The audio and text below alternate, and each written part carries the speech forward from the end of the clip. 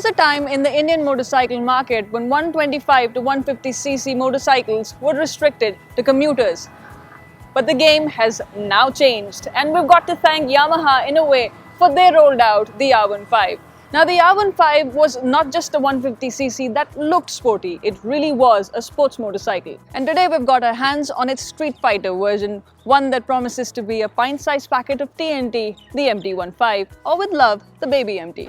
The MT-15 most certainly looks like it comes from Yamaha's MT family with a frowny face and the split headlamp setup. It was first unveiled in October 2018 in Thailand. The first look of the bike reveals that the Indian version of the MT-15 has some changes, like it does not get upside-down forks or an aluminium swing arm. The smallest in the MT series, the MT-15, shares its powertrain with the R15 V3.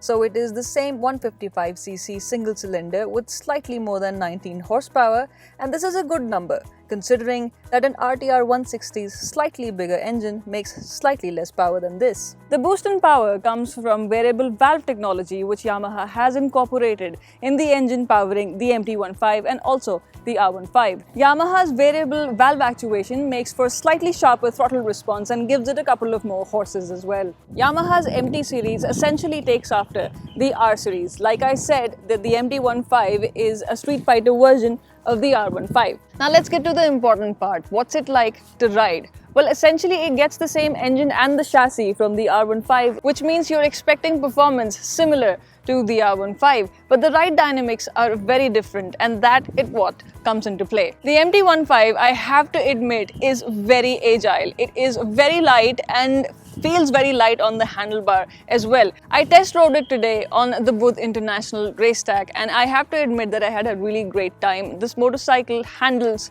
quite well. Now it gets a 140 section tire at the rear, which is wide enough, and it's rounded as well, so you can lean. You can get really good lean angles on this motorcycle. However, it does not get the option of a Metzeler tire at the rear, which offers better grip. It gets disc brakes at both ends, which offer quite a bite, but the front one I reckon was slightly harder, but the rear one performs really well, considering it's a rear brake. Now moving over to the features on board the new MT-15. It gets a fully digital instrument cluster with the usual information plus a gear position indicator as well. One thing, however, I have to point out is that the build quality on the MT-15 I felt was slightly lower than the one I've seen on the R15, which is quite impressive. If we talk about the plastic quality and the buttons on this one, I suppose the R15 has it going on much better. The R15 was first introduced in 2008, and it quickly gained a lot of popularity before being updated to version 2 when it got better parts and a new design in 2011. And now we've got the version 3 with ABS. In short, the R15 has improved rather very well over time, and we expect a similar life for the MT-15 as well. I have to say that I found the MT-15 rather impressive. It handles really well and in my mind looks quite good too.